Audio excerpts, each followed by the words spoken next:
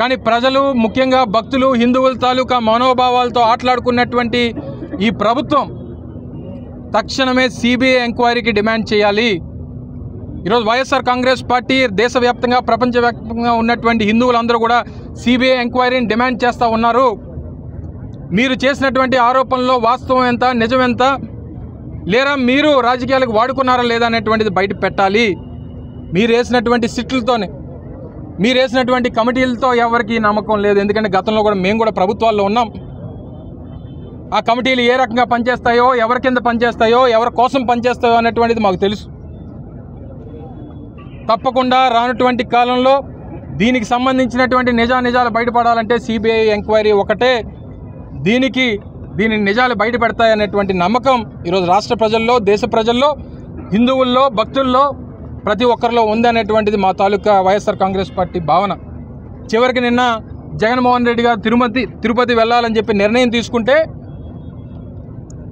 ఆయన మీద కూడా లేనిపోయినటువంటి ఆరోపణలు, చివరికి ఆయనతో తిరుపతికి వెళ్తామన్నటువంటి వారికి నోటీసులు, మీరు వెళ్ళడానికి వీల్లేదు, వెళ్తే అరెస్ట్ చేస్తామని చెప్పి నోటీసులు ఇచ్చినటువంటి సందర్భం గతంలో ఎప్పుడన్నా ఉందా?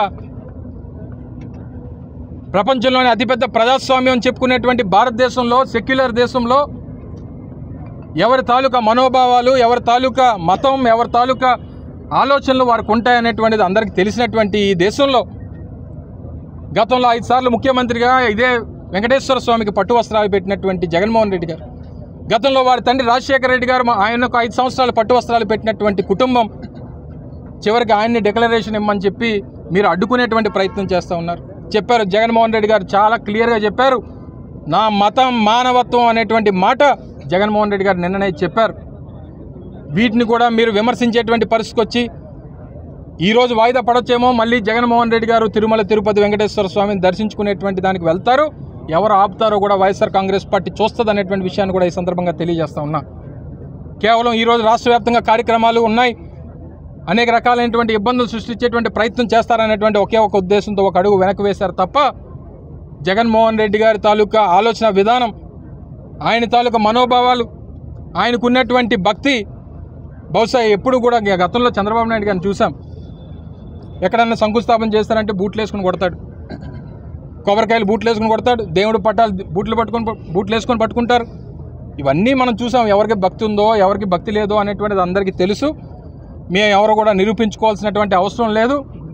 తప్పకుండా ఇదిగో ఇప్పుడు మనం దర్శనం చేసుకొని, అందుకనే విశాఖపట్నం జిల్లాకు సంబంధించి అన్ని నియోజకవర్గాల్లో కూడా కార్యక్రమాలు చేసి ఈరోజు జిల్లా కార్యక్రమంగా అత్యంత పవిత్రమైనటువంటి తిరుమల తిరుపతి దేవస్థానానికి సంబంధించి నిర్మించినటువంటి దేవాలయం, వెంకటేశ్వర స్వామి దేవాలయం, ఇది కూడా గత ప్రభుత్వంలో జగన్మోహన్ రెడ్డి గారి నాయకత్వంలో మొట్టమొదటిసారిగా నిర్మించినటువంటి గొప్ప ఆలయం.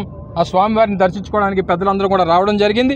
స్వామివారిని కూడా కోరింది ఒకటే, చంద్రబాబు నాయుడు గారు మిమ్మల్ని రాజకీయాలకు వాడుకుంటున్నారు, చంద్రబాబు నాయుడు గారికి బుద్ధి వచ్చేలా మీరు ఆ బుద్ధిని ప్రసాదించమని చెప్పి మాత్రమే ఆ వెంకటేశ్వర స్వామిని కోరుకున్నాం.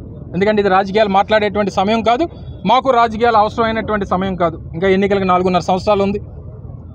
కానీ ప్రజల తాలూకా, హిందువుల తాలూకా మనోభావాలతో ఎంతో నమ్మకమైనటువంటి వెంకటేశ్వర స్వామి ప్రసాదమైనటువంటి అత్యంత పవిత్రమైనటువంటి లడ్డు గురించి మీరు చేసినటువంటి నీచమైనటువంటి కామెంట్స్, గతంలో మీ ప్రభుత్వంలో 2014 నుంచి 19 మధ్యలో 16 సార్లు నెయ్యి ట్యాంకర్లు వెనక్కి పంపించారు. అంటే అప్పుడు కూడా కల్తీ ఉందా?